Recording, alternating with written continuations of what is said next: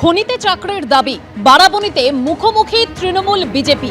খনিতে স্থানীয় যুবকদের চাকরির দাবিতে উত্তেজনা ছড়ায় বারাবণীতে এবং সেখানে বিজেপি ডেপুটেশন দিতে গেলে তৃণমূলের তরফে বাধা দেওয়া হয় বলে অভিযোগ সামনে আসছে। ইটপাড়া খনিতে বিজেপির ডেপুটেশন দেওয়াকে ঘিরে তুমুল উত্তেজনা, লাঠি বাঁশ নিয়ে সম্মুখ সমরে নেমে পড়ে বিজেপি ও তৃণমূল। শেষ পর্যন্ত পুলিশের অনুরোধে কর্মসূচি বাতিল করে বিজেপি ফিরে যায়।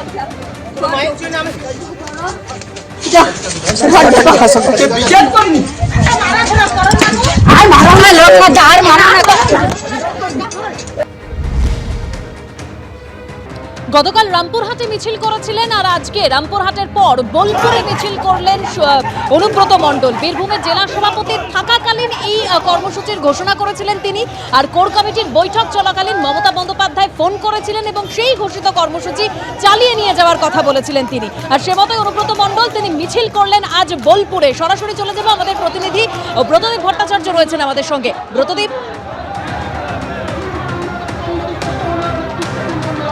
দেখো, গতকাল রামপুরহাটে এসে বিশাল মিছিলের পর আজকে দেখা যাচ্ছে বোলপুরে একই রকমভাবে বিশাল একটি মহা মিছিলের আয়োজন করা হয়েছে এবং নেতৃত্বে আর কেউ নয়, অনুব্রত মণ্ডল। গতকাল আমরা দেখেছিলাম জেলার সমস্ত নেতৃত্ব এই মিছিলে উপস্থিত ছিলেন, আজকেও কিন্তু সমস্ত নেতৃত্বের উপস্থিত থাকার কথা। ইতিমধ্যেই বোলপুরের যে ডাকবাংলো মাঠ রয়েছে সেই মাঠ থেকে মিছিল শুরু হয়েছে এবং দেখতেই পাচ্ছ মিছিলের একেবারে মাঝে রয়েছেন অনুব্রত মণ্ডল।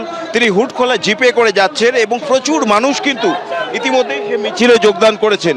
সমস্ত ব্লক থেকে মানুষ আজকে আসার কথা এবং তিনি যখন জেলা সভাপতি ছিলেন সেই সময় কিন্তু এই কর্মসূচির কথা ঘোষণা করা হয়েছিল, যদিও তার পরবর্তীতে দল সেই জেলা সভাপতির পদটাই সরিয়ে দিয়েছে। অনুব্রতবাবু রয়েছেন এখানে। অনুব্রতবাবু, এটা কি এই বার্তাই পৌঁছে দেওয়ার জন্য এই মিছিল যে অনুব্রত মণ্ডল আবার বীরভূমের রাজনীতিতে পুরোদমে? না, একবারই না। আমি তো মিটিং ডেকেছি 11 তারিখে। আমি মিটিং ডেকেছি 3টে সাব ডিভিশনের 11 তারিখে ডেকেছি। মিছিল বার্তা একটাই, 26-এর বার্তা। হ্যাঁ, সব সিটি টার্গেট, গোটা ওয়েস্ট বেঙ্গলের টার্গেট 230 থেকে 240। কিন্তু গতকাল আপনি রামপুরহাটে মিছিল করার পর নলহাটি থেকে তৃণমূল এবং সিপিএম থেকে প্রায় 70টি পরিবার বিজেপিতে জয়েন করলেন। ধারণা ভুজুং বলে একটা গ্রাম আছে নলহাটিতে, সেখানে 10-12টা ফ্যামিলি তারা বরাবরই বিজেপি করে, মধ্যেখানে 2-3টে ফ্যামিলি তৃণমূলে এসছে। ওদের ওইটাই নিয়ম, যখনই বড় কোনো কিছু কাজ করি আমরা তখন ওই 10-12টা ফ্যামিলিকে নিয়ে তারা বিজেপি জয়েন করে বুজুং গ্রামে। না, কিন্তু অনুব্রতবাবু, বিরোধীরা বলছে যে বীরভূমে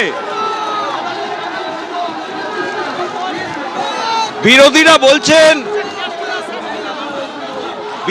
বলছেন বীরভূমে তৃণমূলের পার্টিটা দুভাগে বিভক্ত হয়ে গেছে, একদিকে অনুব্রত মণ্ডল এবং অন্যদিকে অন্য। দেখে মনে হচ্ছে কি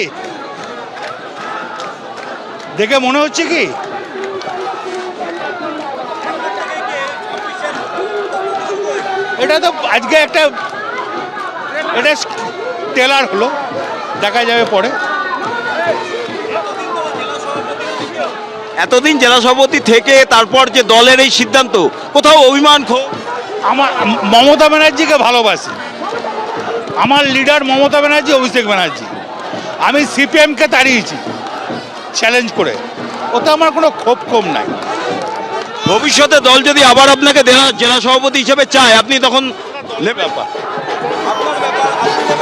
না, আমি তো দলের জন্য, আমি দলের সৈনিক, আমি পরিশ্রম করব। ভবিষ্যতে অন্য কোনো জেলা সভাপতির আন্ডারে যদি কাজ করতে হয় তখন? আমি ছোট থেকেই দল করে এসেছি, আমি দলের কাজ করব, আমি মমতা ব্যানার্জির কাজ করব। আমার সঙ্গে কারো কোনো দ্বন্দ্ব থাকলে এত লোক আছে নাই। কখনো পরিষদীয় রাজনীতিতে মানে ইলেকটোরাল পলিটিক্সে যাওয়ার কথা ভাবছেন? ইলেকটোরাল পলিটিক্সে নির্বাচনে দাঁড়ানোর বিষয়ে কিছু ভেবে ভাবছেন? না, কোনোদিনই দাঁড়ায় না, এখনো দাঁড়াবো।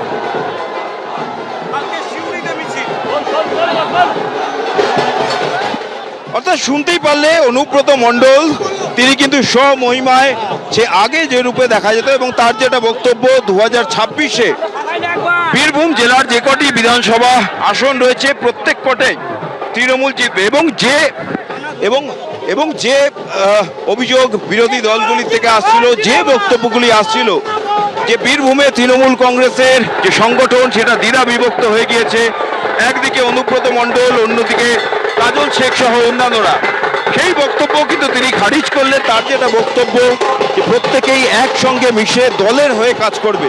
আমি একটু ছবিটা দেখাচ্ছি। একদিকে দেখলাম ব্রতদীপ, আমরা সেই রোড শো দেখতে পাচ্ছি অনুব্রত মণ্ডলের, এবং তিনি বললেন এই মিছিল থেকে একটাই বার্তা, 26-এর বার্তা। ধন্যবাদ ব্রতদীপ।